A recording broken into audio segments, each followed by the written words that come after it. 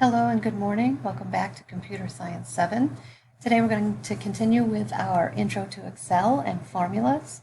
So what you'll be doing after the lesson, instead of doing it first, is you're going to continue going to Free Typing Game and completing your typing tests. We are on typing test 32. Make sure you're remembering to record that score in your typing test document. So your typing test document should look like this. You're going to need to add week 12. And that will be for December 1st and December 3rd. And this is test 32. We're changing to test 32.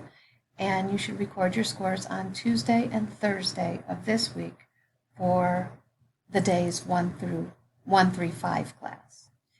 If your class meets on days 2, 4, 6, your document, we are going to continue week 12, but our test is going to change to test number 32. And you should be recording your scores this week for Wednesday and Friday, December 2nd and 4th. You will notice that you have an assignment in Schoology, Intro to Excel, Formulas. So after our Zoom meeting, you should go here and you should follow the instructions. So the notes that we'll be talking about during our Zoom meeting are here. You need to copy and paste those into your Excel notes. That's why it says here, when you're done with your typing test, open your Excel notes, because you'll be doing those after the Zoom meeting. And then you will complete your Excel Activity 2 Partner Skills Check for today. So I provided this instructional video that you're listening to now so that you can complete the rest of the Partner Skills Check. When you're done with that, make sure you submit I am finished. So just a little bit of review before we get into formulas. So we said that spreadsheet data is in 2 general categories. So we have text, which are character values, and descriptive info are a combination of text and numbers. Text, information that's entered as text, you cannot use formulas with, but values you can. So if you're going to be using formulas, make sure that you have a value or a number in the cell. So here is just an example of what a spreadsheet might look like. So where it says Mary's budget here, that is text. Expenses, January, February, March, car and rent, that's all text. And you can't use numerical formulas with those. You could use conditional formulas, but not the formulas we're going to talk about today. You'll notice that that text is left justified, and the numbers are justified toward the right. So these numbers 200, 200, 100, and these numbers at the bottom are all right justified. So therefore they are numbers or values, and those are the numbers, those are the figures we're going to work with the formulas we're using today. So in Excel, formulas begin with an equal sign. So it's a little bit different than the equations you're used to using in math, where you write the formula and then you put the equals after. So when you put the equal sign first, you're basically telling Excel that you're writing a formula and that you want Excel to do something with that number. So make sure that whenever you're writing a formula, you begin it with an equal sign. And Excel uses standard mathematical functions, such as for multiplication and division. The asterisk is for multiplication. The forward slash is for division. And this should be a review if you watched that video from GCF. For addition and subtraction, it looks the same as it always does to you. So an addition sign and a subtraction sign. The way that I presented the functions up here is also the order of precedence. You might have called it PEMDAS in math, or the order of operations. So parentheses come first, then exponents, multiplication, division, addition, and subtraction. You can change the order of precedence with parentheses if you need to. So for example, if you have this formula right here, equals 1 plus 2, there's only one operation there, so it's definitely going to do the addition first. But if you had a formula like this, equals 2 plus 4 divided by 2, it's first going to do 4 divided by 2 and then add 2 because of the order of precedence, so on and so forth. It is best to use cell reference when you're using formulas. In other words, we're referencing the cell, and you can check your notes and also the video for more information about what cell reference is. So for example, we're going to use the names of the cells when we are doing formulas rather than the numbers, because if we just put 100 plus 200 there and we needed to change something, it wouldn't automatically change. So if the content of a cell is changed, when you use cell reference, the formula will automatically be recalculated without you having to think about it. So you should probably take a look at your notes before we do the Excel partner skill check together. We left off about halfway down to the first page where it says in cell B2, type 0.02 and then format it as a %. So you'll need to open up your Excel Activity 2 Word document, and you also need to have your Excel Partner Skill Check worksheet open as well. So here we have our Excel Activity 2, which you will find in your Computer Science 7 folder. You should have your name here, and you should have, hopefully if you've completed it, as you should have, you are finished all the way down to this line. And we're going to start right here where it says in cell A3, type the number 263. So you're going to need to have two things open at once and switch between them. So in your Excel worksheet, and make sure you're open in the desktop app when you're doing this, if you've completed everything correctly, your worksheet should look something like this. Yours should be named Partner Skill Check. You don't need to have the day on there, just Partner Skill Check. And you should have the cells wide enough to fit each word in. Your first name should be centered. Computer literacy should be bolded. This number in cell A2 should be decreased to 2 decimal places, and this 2 should look like this with a 2%.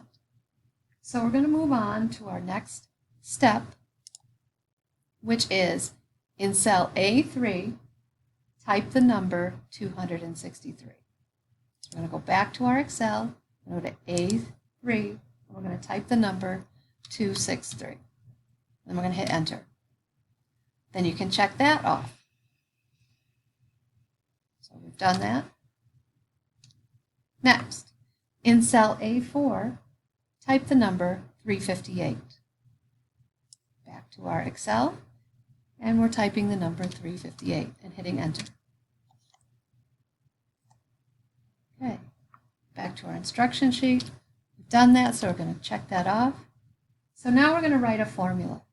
In cell A5, write a formula to add A3 and A4 together and write the answer here. So we said that every formula has to have an equal sign at the beginning of it. So we know we need to start our formula with an equal sign, and that tells Excel that we're going to be doing some sort of math. All right, so it says write a formula to add A3, which is right here, and A4 together, and then write the answer here. Now, we could write equals 263 plus 358, but we just went over the importance of using cell reference just in case something changed. So I'm going to show you how to use cell reference, or we're going to reference the cells. So you can just, after you hit the equal sign, you can click on the cell that you want to add, which is A3, and it will automatically put that there for you once you click on it. Then I'm going to put plus because it says add them together, and then I'm going to click where it says A4, and you can see that it automatically puts our formula right here in A5. Once we've got that, we're going to go ahead and hit enter, and that gives us our answer. If we go back to A5, we can see in the formula bar what our formula was. The next step is to format cell A5, which is right here, to currency, or to numbers. So we can just go here in our number group and click on, that one is actually accounting. So that kind of could throw you off. We actually want to format our number to currency. So in order to do that, I did that a little fast. You're going to do this little drop down here next to number. You could do it there, or you could also use this drop down list here and just format it to currency. So you'll notice the $sign is right up tight to the number 6. If you hit this, the $sign is going to be way over to the left. So we want it formatted as currency. All right, so we can check those two things off.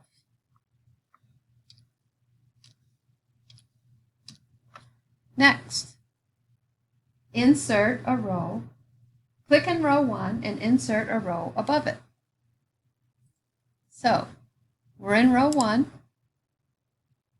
and we need to insert a row above this row. So you're on the Home tab, in the Cell group. We're going to use the Insert drop-down. It's important that you use the drop-down and don't just hit Insert because you might not get what you want. And you're going to insert a row. And you can check that off. Next, in cell A1, type Excel Partner Check, add bold, and then we're going to highlight A1 through D1 and click on the Merge and Center button. So let's do this a little bit at a time. So it says go to A1 and type Excel Partner Check.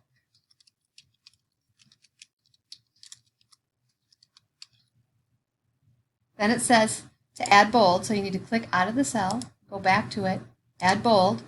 Now we notice it's kind of spilling over a little bit, so we might want to widen this cell. So to do that, we're going to come between columns A and B till we get that funny cursor, and we're going to just double click on there, double tap, so that we can see the whole word. So we have added bold. Now we're going to highlight A1 through D1 and click on the Merge and Center button, which you can see right here in the alignment group. Right here is Merge and Center. And that will make it a nice little table. Okay, so we're going to go back to our instructions. We're going to check that off because we finished it.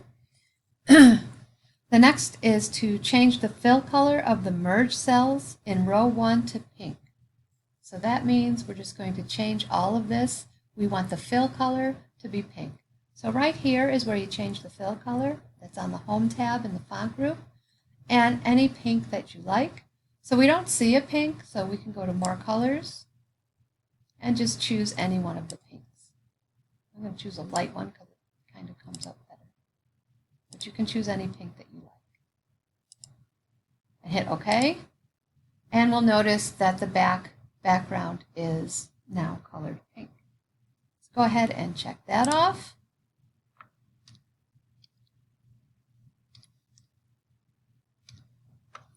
And finally, we're going to highlight cells A2 through D6 and add table formatting. Okay, so we need to add table formatting. We're going to highlight, and it says A2, which is right here, to D6. So you need to have all of this highlighted and add table formatting. To do that, we are still on the Home tab, and we're going to come over here to the Styles group and Format as a Table.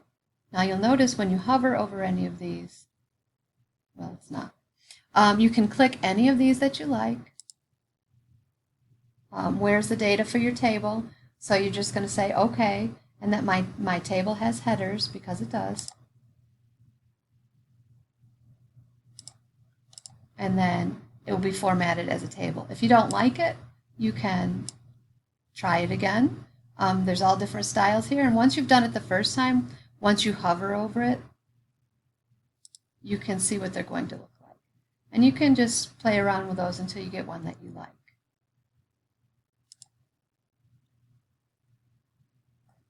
Okay, so make sure you check off that you've finished the first page. We'll come back to this next time, but that you've finished all of the first part of Excel Activity 2.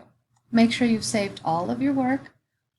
Make sure you are going into your Intro to Excel formulas. You've done all the instructions, so you've copied these notes into your Excel notes. You've completed Excel Activity 2 with me by watching the video, or maybe you were able to do it while we were in the Zoom meeting, and then submit I am finished once you've completed everything. Remember to complete your typing test as well. Have a wonderful day.